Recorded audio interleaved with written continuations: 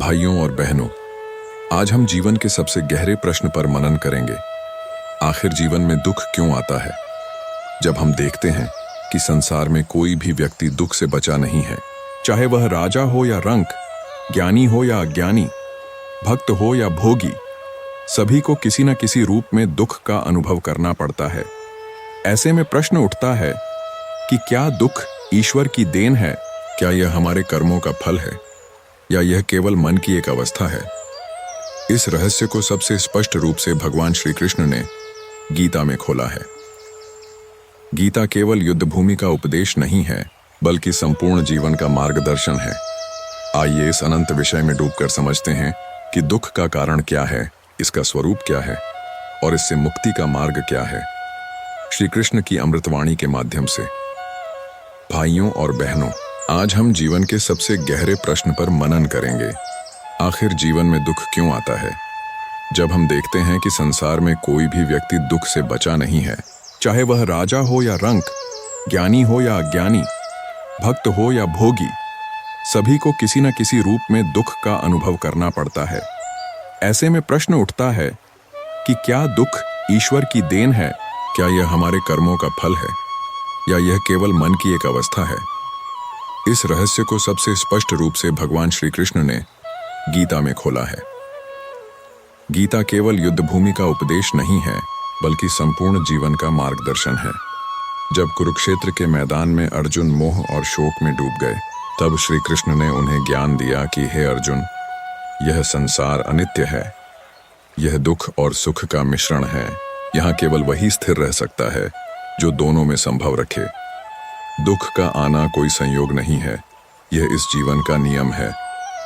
जो जन्मा है वह मरेगा, जो मिला है वह छूटेगा, जो प्रिय है वह बदल जाएगा। यही संसार का धर्म है। दुख इसलिए आता है ताकि आत्मा अपने वास्तविक स्वरूप को पहचान सके। दुख इसलिए आता है क्योंकि हम स्वयं को शरीर मान बैठते हैं और शरीर की इच्छाओं और आसक्तियों में उलझ जाते हैं। श्री कृष्ण कहते हैं, हे अर्जुन, आत्मा अविनाशी है, न वह जन्म लेती है न मरती है। दुख केवल उस मनुष्य को होता है जो स्वयं को नश्वर शरीर मानता है। जब कोई आत्मा के स्तर पर जीना सीख लेता है, तब उसके लिए दुख का अस्तित्व केवल एक अनुभव भर रह जाता है। दुख का मूल कारण है मोह, आसक्ति और अहंकार। जब मनुष्य किसी वस्तु, व्यक्ति या परिस्थिति को अपना मान लेता है और वह उससे छिन जाती है, तो दुख होता है। जब मनुष्य अपनी इच्छाओं को नियंत्रित नहीं कर पाता और वे पूरी नहीं होती, तो दुख होता है। गीता में श्री कृष्ण ने कहा, कामना से क्रोध उत्पन्न होता है, क्रोध से मोह, मोह से स्मृति भ्रमित होती है और स्मृति के नाश से बुद्धि नष्ट हो जाती है।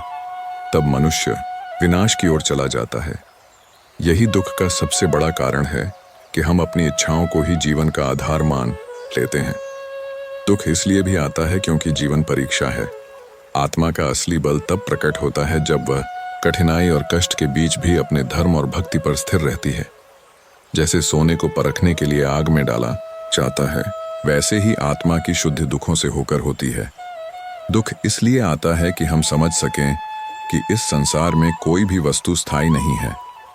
यदि केवल सुख ही होता तो मनुष्य कभी ईश्वर की ओर मुड़ता ही नहीं। दुख मनुष्य को ईश्वर की ओर खींचता है। जब सब कुछ छिन जाता है, तब मनुष्य भगवान का नाम लेने लगता है।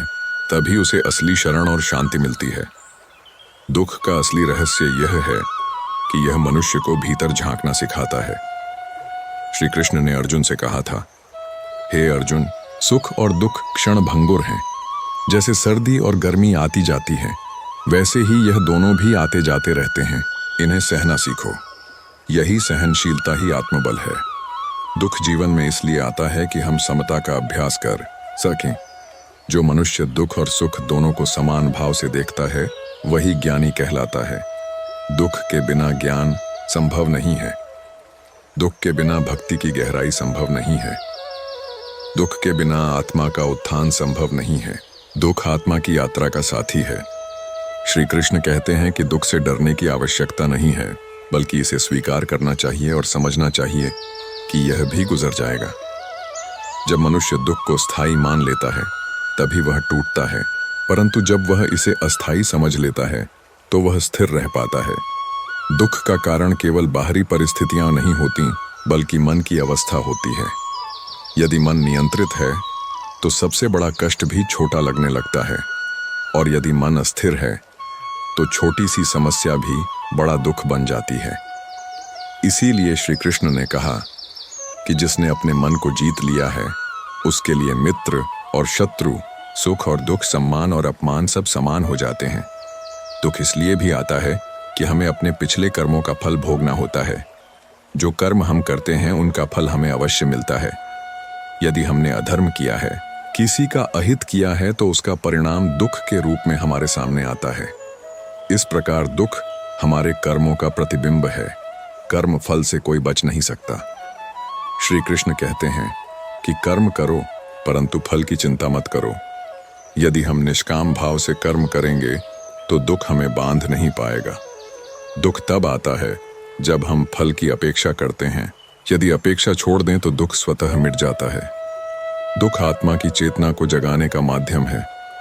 जब तक आत्मा दुख का अनुभव नहीं करती तब तक वह शांति और आनंद की खोज नहीं करती। दुख हमें भीतर की ओर ले जाता है।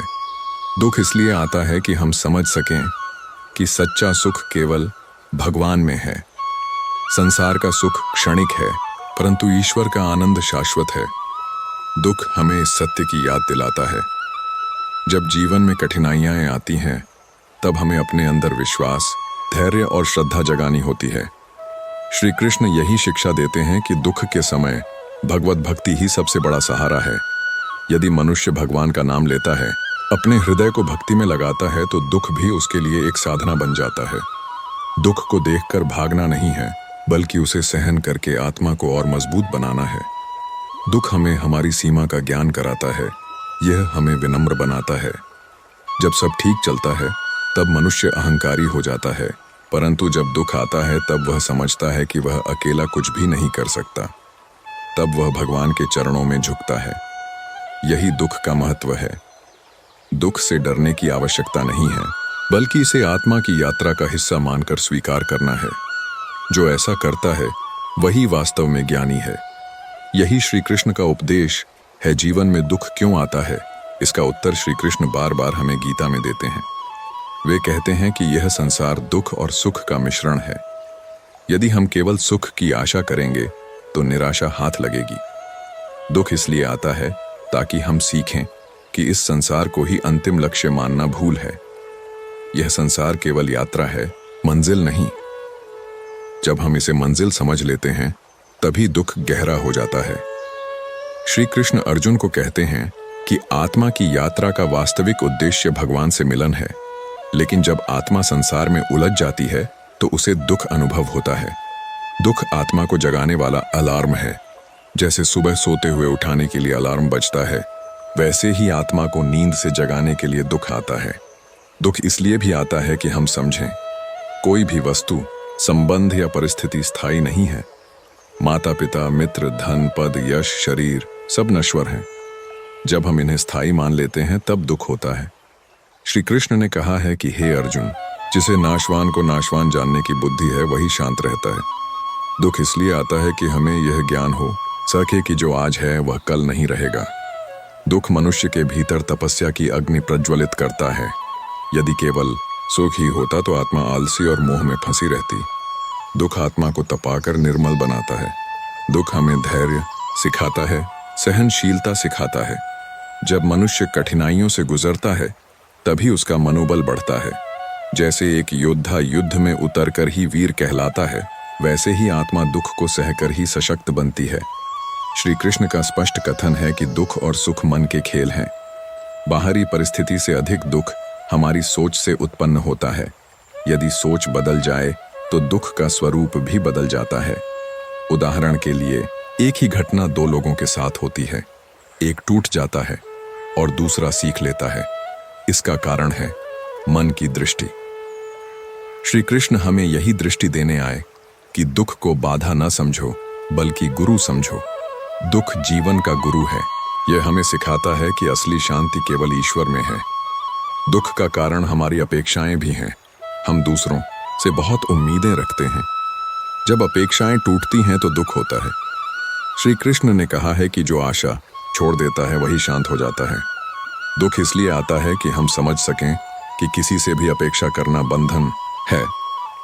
जितनी अधिक अपेक्षाएं उतना अधिक दुख। इसलिए जो अपेक्षाओं से मुक्त है वह दुख से भी मुक्त है।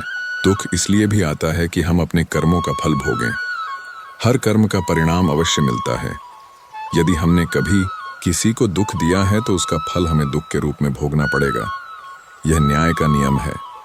यह ईश्वर की सजा नहीं है, बल्कि हमारे अपने कर्मों का प्रतिबिंब है।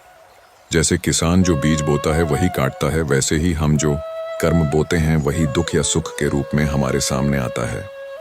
दुख हमें यह याद दिलाने आता है कि भविष्य में हमें अपने कर्मों को सुधारना चाहिए।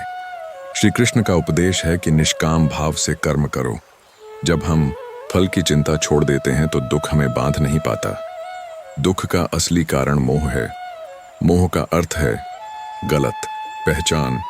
हम शरीर को आत्मा मान लेते हैं, हम संबंधों को स्थायी मान लेते हैं, हम धन और पद को अपना समझ लेते हैं। जब यह सब छूट जाता है तो दुख होता है। लेकिन यदि हम जान लें कि हम आत्मा हैं और आत्मा का संबंध केवल भगवान से है, तब दुख की जड़ ही कट जाती है। श्री कृष्ण ने यही शिक्षा दी कि हे अर्जुन, आत्मा अविनाशी है। इसे कोई जला नहीं सकता, कोई काट नहीं सकता। यह न जन्म लेती है न मरती है। दुख केवल उस व्यक्ति को होता है जो स्वयं को शरीर मानता है। दुख का एक और कारण है अज्ञान। जब तक मनुष्य अपने वास्तविक स्वरूप को नहीं जानता तब तक वह दुखी रहेगा। जैसे कोई व्यक्ति अंधेरे में रस्सी को सांप समझकर डर जाता है, वैसे ही अज्ञान के कारण हम संसार को स्थायी मान लेते हैं और दुखी होते हैं। जब ज्ञान का प्रकाश आता है तब अज्ञान का अंधकार मिट जाता है और दुख दूर हो जाता है। गीता में श्री कृष्ण कहते हैं कि ज्ञानी व्यक्ति दुख से प्रभावित नहीं होता। उसने जान लिया है कि यह संसार क्षणभंगुर है। वह सुख दुख दोनों में स्थिर रहता है। यही स्थिरता ही मुक्ति का मार्ग है। दुख हमें भगवान की ओर खींचता है। जब सब कुछ अच्छा होता है तब मनुष्य ईश्वर को भूल जाता है, परंतु जब दुख आता है तब वही ईश्वर को याद करता है। दुख मनुष्य को प्रार्थना करना सिखाता है। दुख मनुष्य को नम्र बनाता है। दुख हमें भगवान की शरण में ले जाता है। यही दुख का वास्तविक उद्देश्य है कि आत्मा अपने मूल स्रोत भगवान की ओर लौटे। श्री कृष्ण का उपदेश है कि दुख को देखकर भागना नहीं है, बल्कि उसे सहन करना है और उससे सीखना है। दुख आत्मा के लिए साधना है। जैसे एक विद्यार्थी कठिन प्रश्नों को हल करके ही आगे बढ़ता है, वैसे ही आत्मा दुखों को सहकर ही आगे बढ़ती है। दुख आत्मा के लिए परीक्षा है। श्री कृष्ण ने कहा कि जिसने सुख और दुख दोनों को समान रूप से स्वीकार कर लिया है, वही भक्त है, वही योगी है, वही ज्ञानी है। दुख का सामना धैर्य और विश्वास से करना चाहिए। जो व्यक्ति विश्वास के साथ ईश्वर का नाम लेता है, उसके लिए दुख भी वरदान बन जाता है। दुख इसलिए आता है कि हमें हमारी सीमाओं का ज्ञान हो। जब मनुष्य समझ जाता है कि उसकी शक्ति सीमित है, तब वह ईश्वर की असीम शक्ति पर विश्वास करता है। दुख हमें विनम्र बनाता है, अहंकार को तोड़ता है। यही श्री कृष्ण का उपदेश है कि दुख से भागो मत, इसे सहो और इसे साधना बनाओ। दुख को देखकर टूटना नहीं है, बल्कि ईश्वर की ओर झुकना है। यही मार्ग आत्मा को मुक्त करता है। जीवन में दुख का सबसे गहरा कारण हमारी इच्छाओं का अंतहीन होना है। श्री कृष्ण गीता में कहते हैं कि इच्छाएं कभी समाप्त नहीं होती। एक इच्छा पूरी होती है तो दूसरी जन्म ले लेती है। जब इच्छाएं पूरी नहीं होती तो दुख उत्पन्न होता है। इसीलिए जो व्यक्ति इच्छाओं से मुक्त हो जाता है, वही वास्तव में शांत होता है। दुख इसलिए आता है कि हम समझ सकें, इच्छाओं पर नियंत्रण ही शांति का मार्ग है। श्री कृष्ण ने कहा कि जो व्यक्ति इंद्रियों को वश में कर लेता है, वही योगी कहलाता है। जब इंद्रियां बेकाबू हो जाती हैं, तो मनुष्य भटक जाता है और दुख का अनुभव करता है। दुख मनुष्य को यह याद दिलाता है कि उसकी इंद्रियां और मन उस पर शासन कर रहे हैं। जब वह अपने मन को ईश्वर में लगाता है, तब वह दुख से परे हो जाता है। दुख का एक और कारण है अहंकार। जब मनुष्य यह मान लेता है कि सब कुछ उसी की शक्ति से हो रहा है, तभी दुख आता है। क्योंकि जब परिस्थिति उसके नियंत्रण से बाहर हो जाती है, तो उसका अहंकार टूट जाता है और वह दुखी हो जाता है। श्री कृष्ण कहते हैं कि हे अर्जुन, ये मत सोचो कि तुम सब कुछ कर रहे हो, तुम केवल साधन हो, करता तो केवल भगवान है। यदि मनुष्य इस सत्य को स्वीकार कर ले तो दुख कभी उसे बांध नहीं पाएगा। दुख इसलिए आता है कि अहंकार टूटे और विनम्रता जागे। दुख हमें हमारी वास्तविक स्थिति का बोध कराता है। जब तक सब कुछ अच्छा चलता है तब तक मनुष्य सोचता है कि वह सबसे बड़ा है, परंतु जब दुख आता है तब उसे समझ आता है कि वह केवल एक अंश है, संपूर्ण शक्ति भगवान के हाथ में है। दुख इसलिए भी आता है कि हम अपने भीतर झांक सकें। जब बाहरी सुख छिन जाते हैं तब मनुष्य भीतर की ओर देखने लगता है, तब उसे पता चलता है कि भीतर ही असली खजाना है। दुख हमें आत्मज्ञान की ओर ले जाता है। यह आत्मा के लिए अवसर है कि वह ईश्वर से जुड़ सके। दुख का असली महत्व यही है कि यह हमें भीतर की ओर मोड़ता है। श्री कृष्ण का स्पष्ट उपदेश है कि जो सुख दुख, लाभ हानि, जीत हार में समान रहता है वही ज्ञानी है। दुख इसलिए आता है कि हम संभव सीख सकें। यदि केवल सुख ही होता तो संभव कैसे आता। दुख और सुख दोनों मिलकर ही आत्मा को संतुलित बनाते हैं। जैसे दो पंखों से पक्षी उड़ता है, वैसे ही सुख और दुख से आत्मा आगे बढ़ती है। दुख आत्मा की यात्रा का आवश्यक हिस्सा है। दुख हमें परखने आता है कि हम कितने दृढ़ हैं। जैसे तूफान में ही पता चलता है कि पेड़ की जड़ें कितनी गहरी हैं, वैसे ही दुख में ही पता चलता है कि मनुष्य का विश्वास कितना गहरा है। दुख से डरकर भागना कमजोरी है, परंतु दुख को स्वीकार करके उस पर विजय पाना शक्ति है। यही शक्ति श्री कृष्ण हमें गीता में देते हैं। दुख का एक और कारण है संसार की अस्थिरता। जब हम अस्थिर वस्तु में स्थिरता खोजते हैं तो दुख होता है। धन, यश, पद, संबंध सब अस्थाई हैं। जब हम इन्हें स्थायी मान लेते हैं तो दुख होता है। श्री कृष्ण कहते हैं कि इस संसार को दुखालय मानो, आनंद का घर मत मानो। यहाँ सब कुछ बदलता है। जब यह समझ आ जाती है तो दुख का असर कम हो जाता है। दुख हमें यह सिखाने आता है कि इस संसार में मोह न करो, क्योंकि यह केवल यात्रा है, मंजिल नहीं। दुख का एक और कारण है अज्ञानता। जब मनुष्य अपने वास्तविक स्वरूप को भूल जाता है तब वह दुख में फंस जाता है। श्री कृष्ण कहते हैं कि आत्मा अविनाशी है। जब तक आत्मा का बोध नहीं होता तब तक मनुष्य दुखी रहेगा। दुख अज्ञानता का परिणाम है। ज्ञान का प्रकाश आते ही दुख मिट जाता है। जब मनुष्य समझ जाता है कि वह आत्मा है और आत्मा शाश्वत है, तब बाहरी घटनाएं उसे हिला नहीं पाती। दुख इसलिए भी आता है कि आत्मा को याद रहे कि उसका असली घर भगवान के पास है। जब आत्मा इस संसार में भटकती है तो उसे दुख का अनुभव होता है। दुख आत्मा को याद दिलाता है कि वह प्रवासी है, उसका असली स्थान परमात्मा की गोद में है। दुख इसलिए आता है कि आत्मा को लौटने की लालसा हो। श्री कृष्ण का उपदेश है कि दुख को साधना बनाओ, इसे वरदान मानो, क्योंकि यह तुम्हें भगवान की ओर ले जा रहा है। दुख आत्मा को परिपक्व करता है। दुख आत्मा को जागरूक करता है। दुख आत्मा को ईश्वर का स्मरण कराता है। यही इसका महत्व है। दुख को शत्रु न मानो बल्कि मित्र मानो। दुख को बाधा न समझो बल्कि पथ प्रदर्शक समझो। दुख आत्मा को सही दिशा देता है। यही श्री कृष्ण का गीता संदेश है। जीवन में दुख का एक और गहरा कारण है आसक्ति। जब हम किसी वस्तु या व्यक्ति से अत्यधिक जुड़ जाते हैं तब उसके खो जाने पर दुख होता है। श्री कृष्ण गीता में कहते हैं कि आसक्ति ही दुख का मूल है। जब हम फल, वस्तु, संबंध, यश या पद में आसक्त होते हैं तो उनकी क्षति हमें भीतर से तोड़ देती है। लेकिन यदि हम समझ लें कि सब कुछ क्षणिक है और केवल भगवान ही शाश्वत हैं, तो दुख का असर कम हो जाता है। दुख इसलिए आता है कि हमें यह सिखा सके कि हमारी सबसे बड़ी आसक्ति केवल ईश्वर से होनी चाहिए। संसार की वस्तुएं हमें क्षणिक सुख देती हैं, लेकिन जब वे छूट जाती हैं तो दुख देती हैं। ईश्वर ही ऐसा है जो न छूटता है न बदलता है। इसलिए श्री कृष्ण बार बार कहते हैं, अपना मन मुझ में लगा दो, मेरी शरण आओ, मैं तुम्हें दुख सागर से पार कर दूंगा। दुख का कारण यह भी है कि हम वर्तमान में जीना भूल जाते हैं। हम या तो अतीत के पछतावे में रहते हैं या भविष्य की चिंता में। जब अतीत की यादें कचोटती हैं तो दुख होता है, और जब भविष्य की अनिश्चितता डराती है तब भी दुख होता है। श्री कृष्ण कहते हैं कि जो हुआ वह अच्छा हुआ, जो हो रहा है वह अच्छा हो रहा है, जो होगा वह भी अच्छा होगा। यदि हम इस भाव से जीना सीख लें तो दुख समाप्त हो जाएगा। दुख इसलिए आता है कि हम वर्तमान क्षण को छोड़कर अस्थायी बातों में उलझ जाते हैं। दुख हमें यह याद दिलाता है कि जीवन इसी क्षण में है। श्री कृष्ण का उपदेश है कि वर्तमान में रहो और अपना कर्तव्य करो। दुख एक और कारण से भी आता है, तुलना से। जब हम स्वयं की तुलना दूसरों से करते हैं तो दुख होता है। दूसरों के पास अधिक धन, यश या साधन देखकर हम दुखी हो जाते हैं। लेकिन श्री कृष्ण कहते हैं कि हर आत्मा का मार्ग अलग है। किसी की यात्रा की तुलना किसी और से नहीं की जा सकती। जब तक हम तुलना करेंगे तब तक दुखी रहेंगे। दुख हमें यह सिखाने आता है कि अपनी आत्मा के मार्ग पर चलो, किसी और से तुलना मत करो।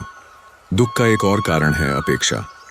हम अपने परिजनों, मित्रों, समाज और यहाँ तक कि ईश्वर से भी अपेक्षाएं रखते हैं। जब अपेक्षाएं पूरी नहीं होती तो दुख होता है। श्री कृष्ण कहते हैं कि जो आशा छोड़ देता है वही वास्तव में शांत होता है। दुख इसलिए आता है कि हम यह सीख सकें कि अपेक्षा करना ही बंधन है। यदि हम किसी से कुछ भी अपेक्षा न करें तो दुख कभी न होगा। दुख हमें यह सिखाता है कि प्रेम निष्काम होना चाहिए, सेवा निष्काम होनी चाहिए। दुख एक दर्पण की तरह है जिसमें हमें हमारा असली चेहरा दिखता है। जब हम दुख में होते हैं तब हमें पता चलता है कि हम भीतर से कितने मजबूत या कमजोर हैं। सुख के समय तो हर कोई प्रसन्न दिखता है, लेकिन दुख के समय ही आत्मा का वास्तविक बल प्रकट होता है। दुख हमें यह बताने आता है कि आत्मा को और साधना की आवश्यकता है। दुख का एक और कारण है हमारे भीतर का लोभ। जब हम अधिक पाने की लालसा करते हैं और वह पूरी नहीं होती तो दुख होता है। श्री कृष्ण कहते हैं कि लोभ अग्नि के समान है, जितना अधिक ईंधन डालो उतना ही अधिक जलता है। लोभ से कभी तृप्ति नहीं होती। दुख हमें यह सिखाता है कि लोभ छोड़कर संतोष में जियो। संतोष ही सबसे बड़ा धन है। दुख इसलिए भी आता है कि हम समझ सकें कि हमारी आत्मा का असली सुख बाहर नहीं बल्कि भीतर है। हम बाहर दौड़ते रहते हैं, धन, यश, संबंधों के पीछे, परंतु जब दुख आता है तब हमें भीतर की ओर लौटना पड़ता है। तभी हमें पता चलता है कि सच्ची शांति और आनंद केवल आत्मा और परमात्मा के मिलन में है। दुख इसलिए आता है कि आत्मा को भीतर मोड़ा जा सके। दुख का एक और महत्व है, यह हमें करुणा सिखाता है। जब हम स्वयं दुख का अनुभव करते हैं तो हमें दूसरों के दुख का भी एहसास होता है। यदि कोई कभी दुखी न हो तो वह दूसरों की पीड़ा कैसे समझेगा। दुख मनुष्य को संवेदनशील बनाता है, यह उसे विनम्र और दयालु बनाता है। यही कारण है कि बड़े बड़े संतों ने दुख को ईश्वर का उपहार माना। उन्होंने कहा कि दुख आत्मा को नरम करता है, उसे प्रेममय बनाता है। दुख का गहरा संबंध भक्ति से भी है। जब मनुष्य दुख में होता है तभी उसका हृदय पुकारता है, हे प्रभु मुझे बचाओ। यही पुकार भक्ति की शुरुआत है। दुख मनुष्य को ईश्वर की ओर मोड़ता है। जब सब कुछ छिन जाता है तब भगवान ही अंतिम सहारा रहते हैं। यही कारण है कि श्री कृष्ण कहते हैं, मुझ में मन लगाओ, मुझ में भक्ति करो, मुझ में समर्पित हो जाओ, मैं तुम्हें मुक्त कर दूंगा। दुख इसलिए आता है कि आत्मा भगवान के चरणों में झुक सके। दुख हमें याद दिलाता है कि संसार अस्थायी है और केवल ईश्वर ही शाश्वत है। दुख जीवन का शिक्षक है, यह हमें स्थिरता, धैर्य और विश्वास सिखाता है। दुख हमारी आत्मा को परखता है और उसे मजबूत बनाता है। दुख को नकारने के बजाय यदि हम उसे स्वीकार करें और समझें कि यह भी भगवान की योजना का हिस्सा है तो हम दुख में भी शांति पा सकते हैं। यही श्री कृष्ण का उपदेश है। जीवन में दुख का एक और कारण है आसक्ति। श्री कृष्ण कहते हैं कि जब तक मनुष्य अपने प्रिय वस्तुओं, व्यक्तियों और परिस्थितियों से आसक्त रहेगा तब तक दुख उसका पीछा नहीं छोड़ेगा। गीता के श्लोक में श्री कृष्ण कहते हैं, हे अर्जुन, जिनका मन संभव में स्थित है, जिनके लिए मित्र शत्रु, सुख दुख, लाभ हानि समान है, वही व्यक्ति वास्तव में योगी है। इस उपदेश में स्पष्ट हो जाता है कि दुख तभी तक है जब तक हमारी दृष्टि द्वैत पर आधारित है। जब हम जीवन को एक समरसता के रूप में स्वीकार करते हैं तब दुख का अस्तित्व समाप्त हो जाता है। दुख का एक अन्य मूल कारण है अज्ञान। जब मनुष्य अपने वास्तविक स्वरूप को भूल जाता है और अपने को केवल शरीर और मन के साथ जोड़कर देखता है तभी वह दुख को अनुभव करता है। वास्तव में आत्मा नित्य, शुद्ध और अविनाशी है। आत्मा को कोई दुख छू भी नहीं सकता। श्री कृष्ण ने अर्जुन को समझाया कि नैनम छिंदंती शस्त्राणि नैनम दहती पावक, अर्थात आत्मा को कोई शस्त्र काट नहीं सकता, कोई अग्नि जला नहीं सकती, कोई जल भिगो नहीं सकता, कोई वायु सूखा नहीं सकती। जब आत्मा अविनाशी है तो दुख किसे होता है? दुख केवल शरीर और मन के स्तर पर है। यह अज्ञान के कारण है कि मनुष्य अपने को आत्मा न मानकर शरीर और मन मान बैठता है और फिर दुख का अनुभव करता है। दुख का तीसरा कारण है अत्यधिक इच्छाएं। श्री कृष्ण कहते हैं कि इच्छाओं से कभी शांति नहीं मिल सकती। जब तक मनुष्य की इच्छाएं बनी रहेंगी तब तक असंतोष बना रहेगा। असंतोष ही दुख का कारण है। गीता में श्री कृष्ण ने कहा, जैसे अग्नि कभी संतुष्ट नहीं होती वैसे ही इच्छाओं की अग्नि कभी शांत नहीं होती। इच्छाएं जितनी पूरी होती हैं उतनी ही नई इच्छाएं जन्म ले लेती हैं। यह एक अंतहीन चक्र है।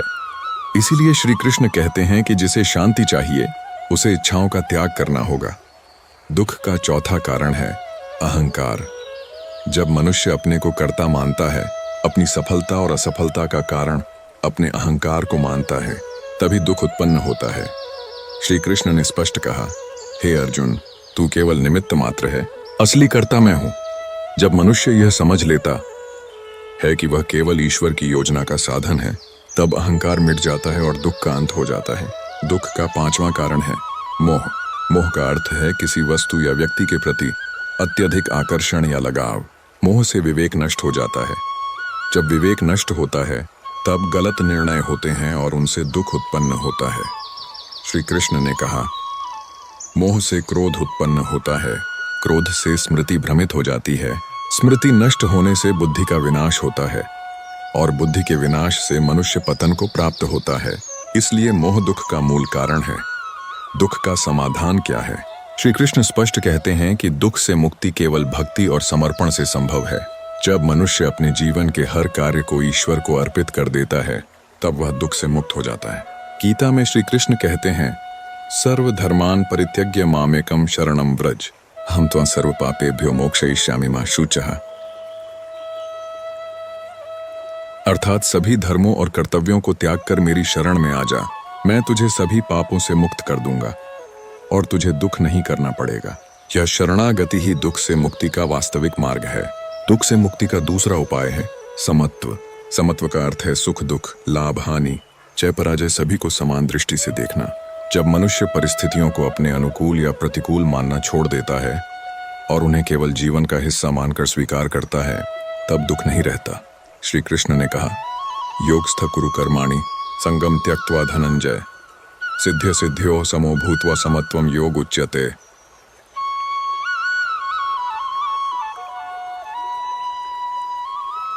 अर्थात योग का अर्थ है समत्व। दुख से मुक्ति का तीसरा उपाय है ज्ञान। जब मनुष्य आत्मा के स्वरूप को पहचान लेता है और समझ लेता है कि वह शरीर नहीं है, मन नहीं है, बल्कि शुद्ध अविनाशी आत्मा है, तब दुख का अंत हो जाता है। आत्मज्ञान से मनुष्य को यह बोध होता है कि दुख केवल माया है, वास्तविकता नहीं। दुख से मुक्ति का चौथा उपाय है अनासक्ति। अनासक्ति का अर्थ है कर्म करना, लेकिन फल की चिंता न करना। जब हम फल की आसक्ति छोड़ देते हैं, तब दुख का कोई कारण ही नहीं रहता। दुख फल की आसक्ति से आता है। यदि हमें फल की चिंता नहीं होगी, तो दुख भी नहीं होगा। दुख से मुक्ति का पांचवा उपाय है भक्ति। श्री कृष्ण कहते हैं कि जो भक्त निरंतर मुझे स्मरण करता है, उसका मन कभी दुखी नहीं होता, क्योंकि जब मन ईश्वर में स्थिर हो जाता है, तब बाहरी दुख उसे प्रभावित नहीं कर सकते। जैसे सूर्य निकलने पर अंधकार अपने आप मिट जाता है, वैसे ही भक्ति से दुख अपने आप मिट जाता है। अंततः श्री कृष्ण हमें यह सिखाते हैं कि दुख जीवन का शत्रु नहीं है, बल्कि यह हमारा शिक्षक है। दुख हमें यह याद दिलाता है कि संसार अस्थायी है और वास्तविक शांति केवल ईश्वर में है। दुख हमें विवेक देता है, भक्ति की ओर प्रेरित करता है और आत्मज्ञान की ओर ले जाता है। यदि दुख न हो, तो मनुष्य शायद कभी ईश्वर को खोजने की आवश्यकता ही महसूस न करे। इसलिए दुख केवल पीड़ा नहीं है, यह हमें ईश्वर की ओर ले जाने वाला मार्ग है। इसलिए श्री कृष्ण कहते हैं, जो व्यक्ति दुख में भी स्थिर रहता है और सुख में भी स्थिर रहता है, वही सच्चा ज्ञानी है।